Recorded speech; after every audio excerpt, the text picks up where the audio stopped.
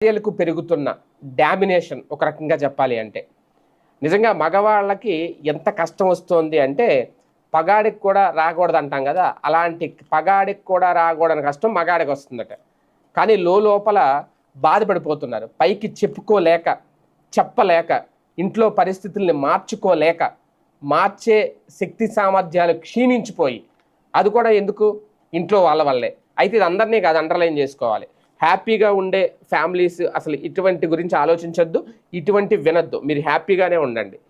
కానీ చాలామంది, నూటికి నాకు తెలిసి ఒక 80% మంది అయితే మాత్రం మగవాళ్ళు ఇంట్లో ఒక రకంగా అది టార్చర్ అనాలో ఆ పెట్టే బాధను భరించలేక కృంగి కృషించిపోయి చివరికి ఆత్మహత్యలు చేసేసుకుంటున్నారంట చాలామంది. ఎక్కువ ఓర్పు ఉన్నవాళ్ళు, సహనం ఉన్నవాళ్ళు బ్రతికే ఉంటారు, చచ్చే వరకు పోరాడుతానే ఉంటారు. ఏదో రోజు మారబోతారా, ఇంట్లో పరిస్థితులు మారకపోతాయా అనేది. కానీ అంత